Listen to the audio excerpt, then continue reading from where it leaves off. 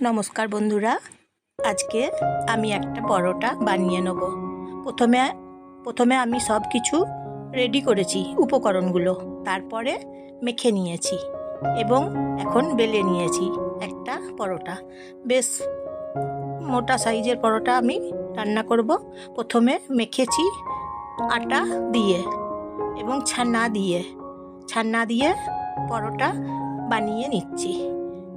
মশলা দিয়েছি পনির বাটার মশলা এবং নুন, সামান্য তেল দিয়ে এবং সামান্য জল দিয়ে মেখে নিয়েছি। তারপরে বেলে নিয়েছি। এখন বাটার দিচ্ছি, বাটার দিয়ে পরোটা ভেজে নিচ্ছি।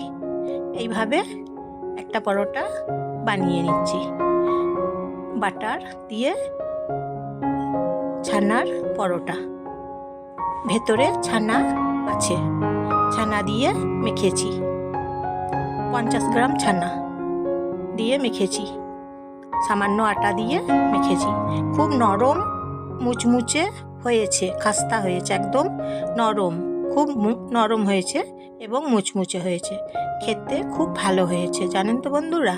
এইভাবে নিরামিষ দিনে নিরামিষ পরোটা বানিয়ে খেয়ে দেখুন, খুব স্বাদ। একটা তাহলে লাইক এবং একটা সাবস্ক্রাইব করে দেবেন তাহলে। এবং পরোটা বানিয়ে নিচ্ছি, এই যে দেখুন কেমন হয়েছে বলবেন। ছানার পরোটা এবং আপনাদের প্রিয়জনদের সবাইকে শেয়ার করে দেবেন। এই যে দেখুন হয়ে গেছে পরোটা, ছানা দিয়ে পরোটা বানিয়ে নিলাম। খেতে খুব মুচমুচে, একদম টেস্টি হয়েছে। এইভাবে বানিয়ে নিয়েছি। সামান্য সস দিয়ে খেয়ে দেখুন, খুব ভালো লাগছে। সস দিয়ে খেলে বেশি ভালো লাগছে। আজকের মতন